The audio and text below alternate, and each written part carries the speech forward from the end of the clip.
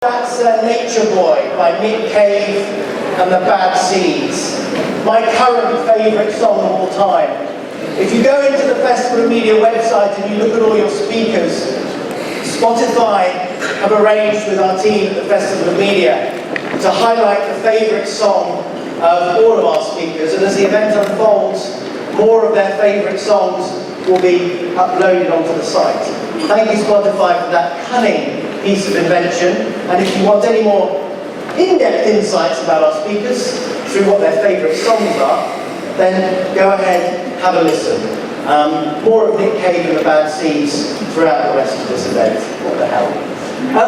Okay, so we move on to our second session, which we're calling Building Budgets. And we have a fantastic lineup of three incredible speakers. We should be talking, first of all, to a client who has made some fantastically exciting waves, recent developments. We'll then be talking to the global CEO of the world's biggest media agencies, who's going to release exclusive information on budgets, ad spend, and then I shall be interviewing Bob Pittman, the global CEO of Clear Channel, to conclude this session. So, an embarrassment of riches, ladies and gentlemen. But first, please could you give a huge welcome to Peter Espersen, who's the global head of co-creation at LEGO, who's going to explain the miraculous changes in fortunes for a fantastic brand, from the days when it was struggling to now when all of our children are talking about a certain movie and a certain brand that is really working out how to understand content and also amazing impressive distribution. One of the guys responsible for it is about to jump on our stage now. Ladies and gentlemen, big round of applause, Peter Espersen.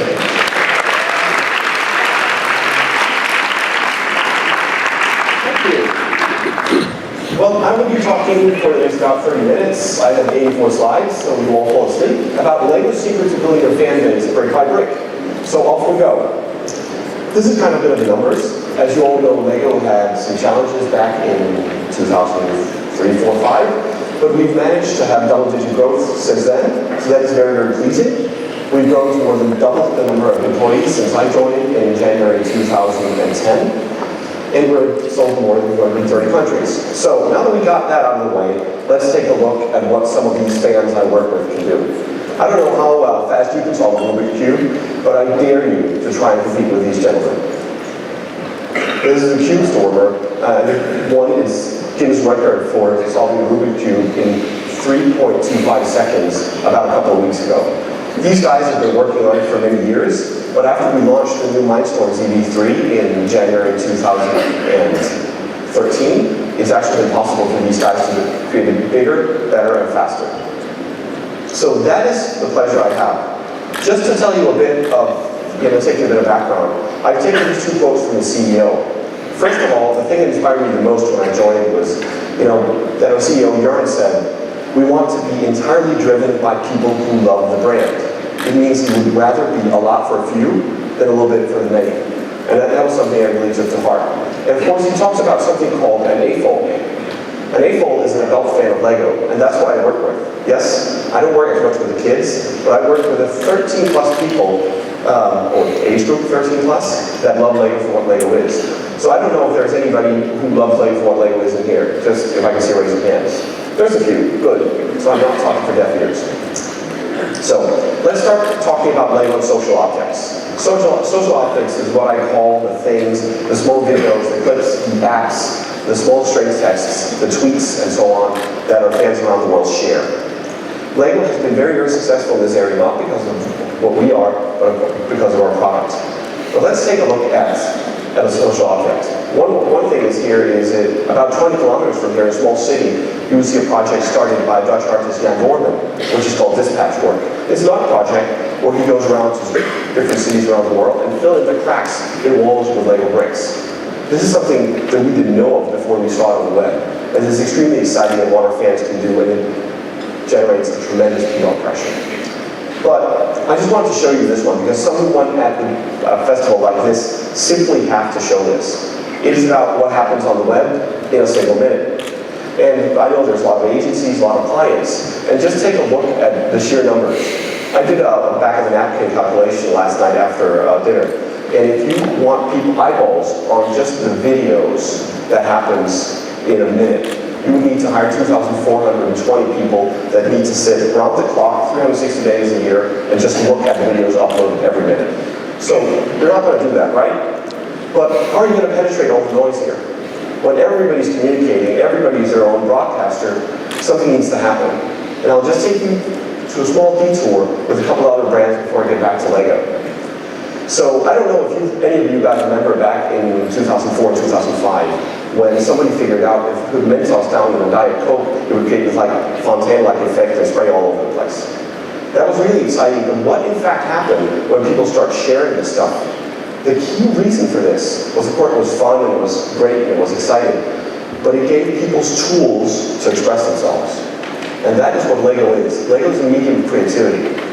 It allows you to build your own stories, create your own tales, and share them. And that is why we're so successful in this area. So, without further ado, I've promised the guys down at who I sent my presentation to show this, and I'll give it as much as I can. So, some of you guys know him as Mr. Stevens, some as Jeff Vader, we just call him Darth Vader. But there must have been a Death Star canteen, yeah? There must have been a cafeteria downstairs, in between battles, where Darth Vader could just chill and go down. I will have the penne alla Arabia. You'll need a tray. Do you know who I am? Do you know who I am? This is not a game of who the fuck are you. So I am Vader. Darth Vader. Lord Vader. I can kill you with a single thought. But you'll still need a tray. No, I will not need a tray. I do not need a tray to kill you. I can kill you without a tray, with the power of the force, which is strong within me. Even though I could kill you with a tray if I so wished. For I would hack at your neck with the thin bit until the blood flowed across the canteen floor. So the food is hot. You'll need a tray to put the food on. Oh, I see the food is hot. I'm sorry. I did not realize.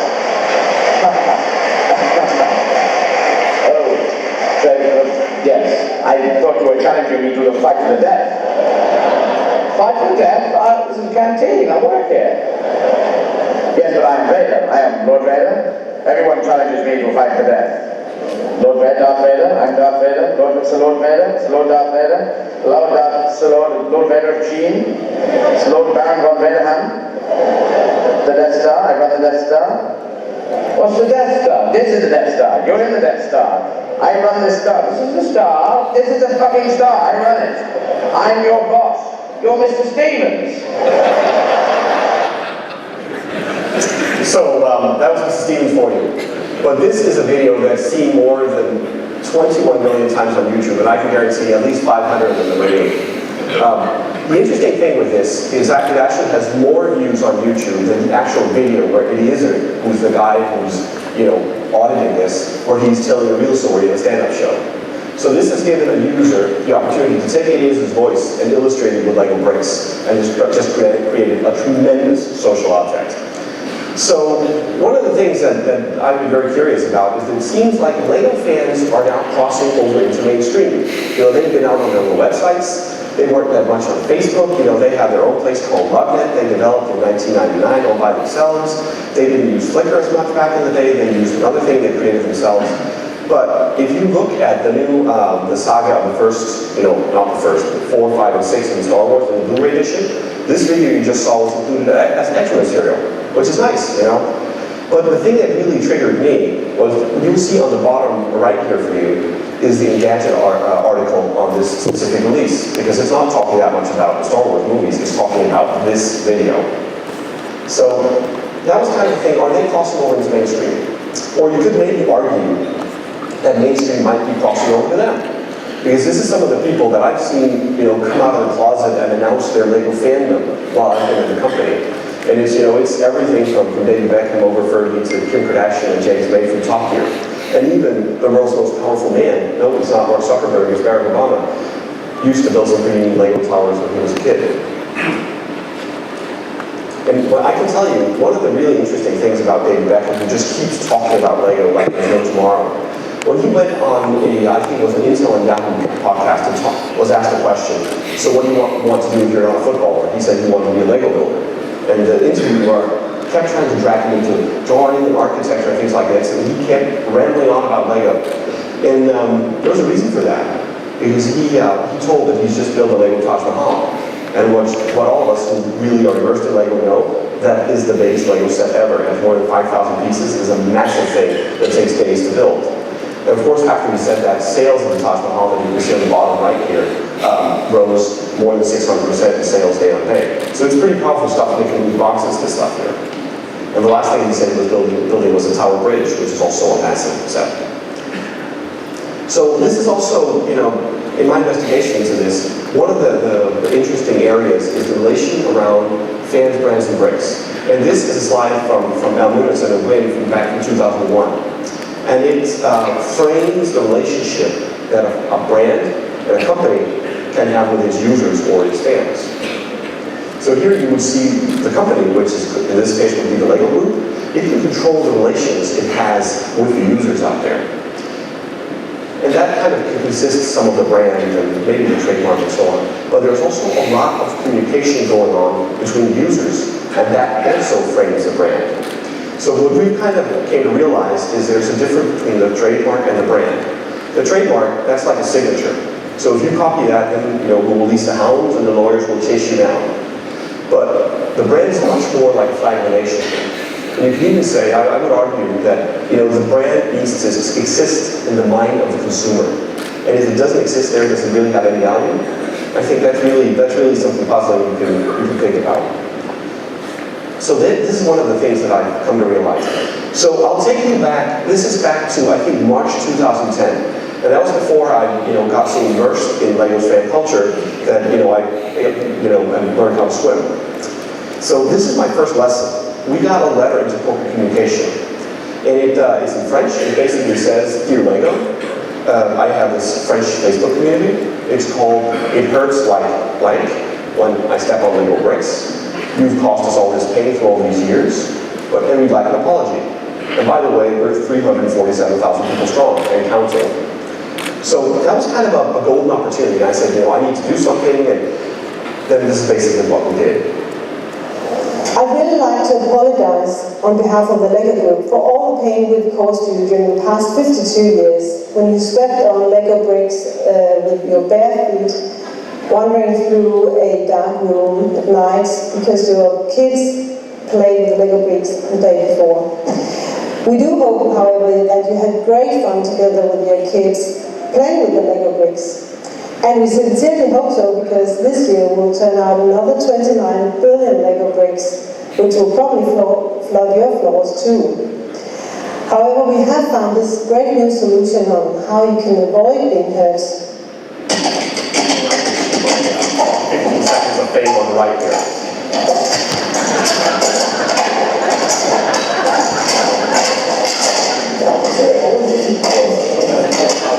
Walk around at the office.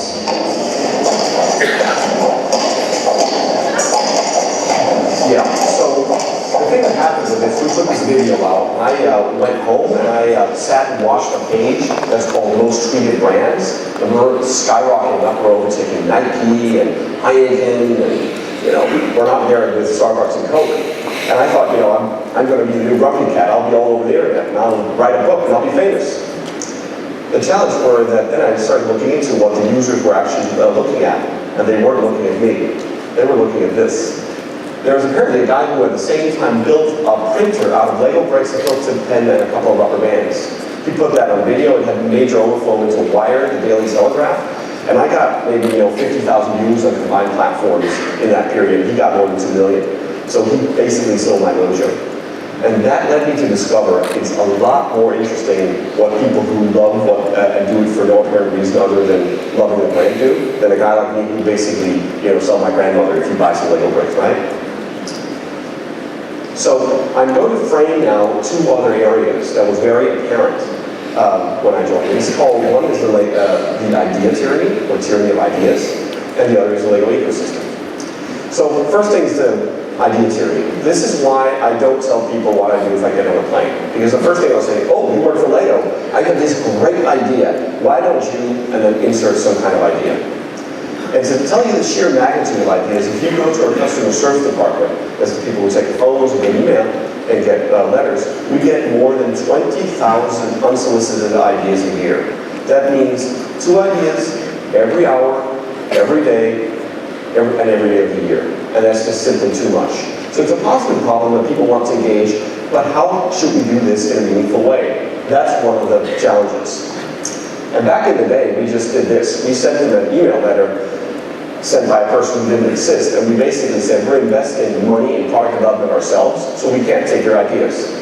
You know, that's probably not the right way to do it in this Web 2.0 or 3.0 age or social.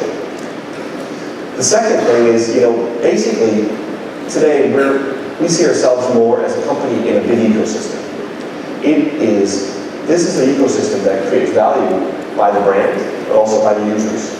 Back in the day, in the 4P model, you would see a company that creates some product, resells it to the consumer, and then there's value destruction, and then you get money back. Basically, we see it much more as a give and take relationship today.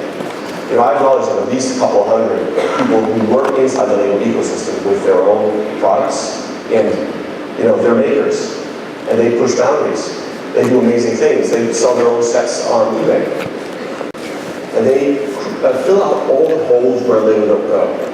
A lot of you guys probably know that Lego, we don't do war and stuff like that. We do conflict play. And that's because it's part of our values. But that means there's a niche here where the users can actually make their own things, like Rick Arms up there. And you know, I even heard last year at South by Southwest that, you know, the CEO of MakerBot said, you know, if we need some Lego bricks, we can print them ourselves. I would say that's probably in a distant future, but let's not discuss that further here. So all this value creation happens, you know, in and out of the Lego communities. We're currently in contact with 200 independent user communities around the world. They're spread like this, and we see a great service in Asia, a lot of users there, and that's of course something we try to work with through digital initiatives and offline initiatives as well. So now I've talked about the idea tyranny and all the social objects and value creating ecosystem. So what is the stuff I set out to do when I joined? Well, first thing is trying to understand these people. And back in the day, it was about listening to the consumer. That's one thing, but the key thing is first getting your quantitative data right, and then doing what you would see our owner or CEO on the far right of this picture here. They go out and interact with their fans. They talk with them, they discuss with them, they listen to them, and they exchange ideas. That is really the cornerstone of this stuff here. And you know, it's very fun when we're talking with branding people and marketing people, because a lot of them are actually afraid of their consumers, specifically the high engagement ones. They fear the deep and heavy user. They're kind of a little bit weird and geeks and so on. Yeah. Well, you know, congratulations. They're very, very valuable for you. And that is the first thing, understand. Second thing is tapping into this value creating ecosystem and all these ideas. And this is something we did through the project called Lego Kuso. Kuso means wish in Japanese, and it's basically a crowdsourcing platform. It is solving the tyranny of ideas. Because with crowdsourcing comes crowd control. You need to let the community do the heavy lifting. So this platform works that if you come up and say, you have an idea, great, make a prototype, frame it, sketch it, tell us exactly what it is. And if you can get 10,000 people to support it, then we'll review it for production. And you'll even get 1% of net sales. And that's happened a couple of times. But you know, really surprising things happen. If you look at the bottom right here, you will see the first thing that came out of the Kuso platform. It was during our trial in Japan, and it looked like a cut-over whale with an orange hat. It is the Shinkai 6500, a deep-sea exploration vessel. So the thing that you know, even if we gathered all the people in this room and all the Lego employees, we would never have figured out that this would be the first thing to come out of the platform. And the next one was also a Japanese project, and all of a sudden, you know, the website crashed 3 times, and Minecraft hit 10,000. And that was the beginning of something big, where we really saw that, you know, if you combine Lego and some other strong community, then you have rocket fuel or nitroglycerin. It will really take off. And we put out, I think, 5 or 6 products now, one of them Back to the Future, and launched Curiosity Rover. And now that we had Dr. Nordberg on later, we've actually had a project for review that was the CERN Hadron Collider. And of course, the LEGO fans, I just put this in earlier, have built a big one, almost 10,000 bricks of the large Howard Collider. So, if he needs to know anything about how that works, he can come talk to the fans. The third thing is amplification. Because think about when there's about 15 million pieces of user-generated content out there, and users are sharing and building and creating and doing things, why not amplify the best stuff? And that is what we do through the VBrick platform. It is about amplifying the best of the LEGO web. And why not just do that on Facebook or Flickr? Well, guess what? There's twice the amount of LEGO pictures on a place called Brickshelf that probably none of you have ever been to than on Flickr. So that is why we need to create a platform where you can create this dynamic window where you can peer through and see, the LEGO web and the LEGO world as we see it. And that's very exciting. And we've also used this to crowdsource interesting content. And now we've talked a little bit about the LEGO movie. Actually, a couple of seconds of that, around 4 or 5, I think, is co-created with the LEGO fans. It was the directors who called us up and said, guys, you need to do this, and we love the LEGO fans, we're very inspired by them, but why not create a little area of it where it's actually used developed? And then, the fans co-created more than 100 30-second clips that could go into the movie, and 5 of them were actually used in the movie in shorter or longer forms. And this, this competition we ran last year, up until November 1st, which is 3 months before the movie actually came out. It had already hit 55 million eyeballs. So that is pretty good. And further, the production team requested 2 other crowdsourcing missions based on this. But I'll just show you part of what is in the movie. I'm just going to jump back and tell you. This is where, for you who haven't seen the movie, the evil president of business was this big fragilizer who's about to try to, glue the whole world together so you can't assemble and disassemble. He's about to confront all the master builders who create these amazing vehicles where they tear down a LEGO building and then they build some kind of a vessel or vehicle. And this is what you would see, and it's called George Wants a Horse. It was the one that is actually in the movie.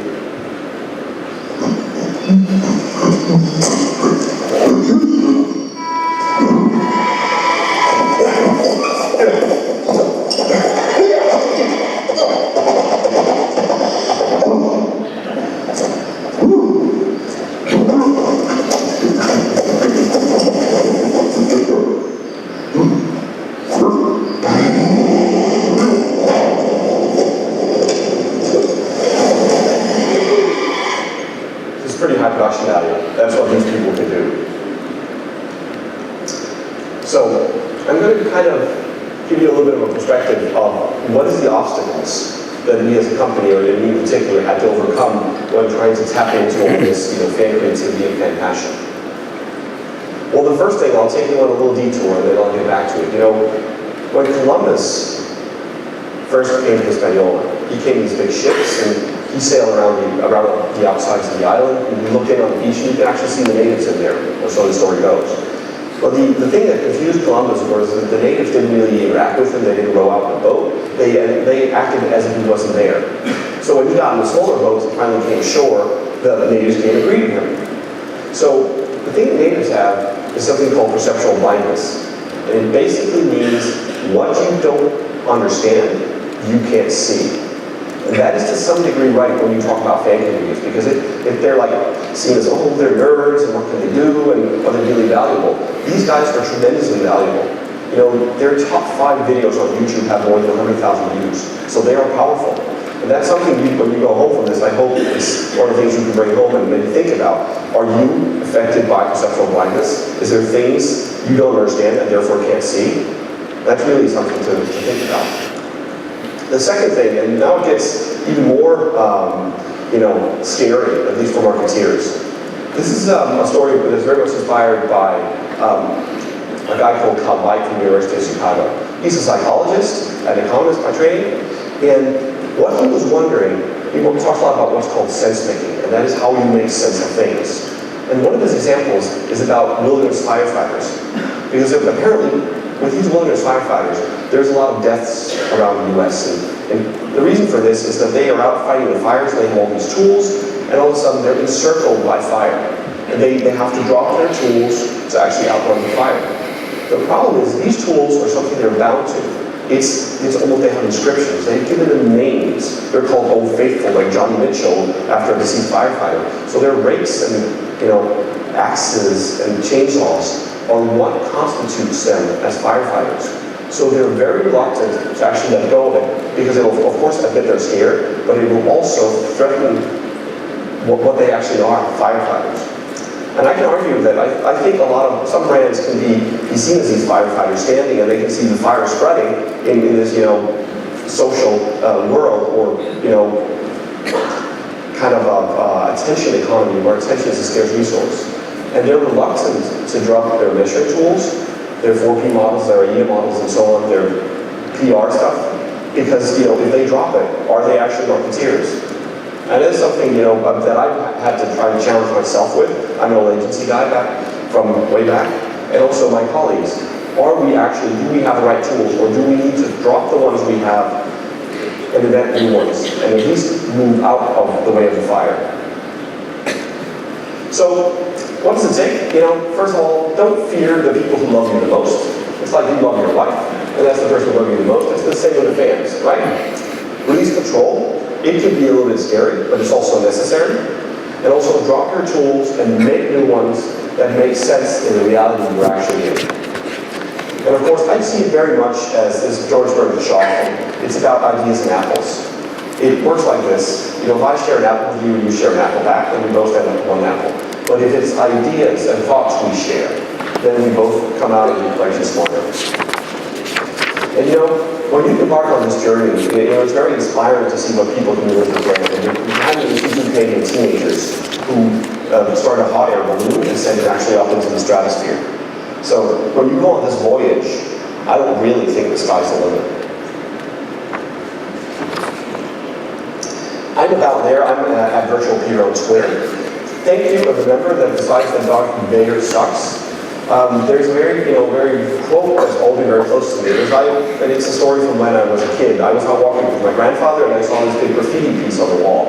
And it said something I was kind of just learning to read, and I really couldn't understand it. So I asked my grandfather, what does it say? And it said the thing I'll show you in a second. And I asked him, is it true? And he said, I think so. And this is what he said. Grown-ups are children, that's what I say. So thank you so much. That was what I had for today.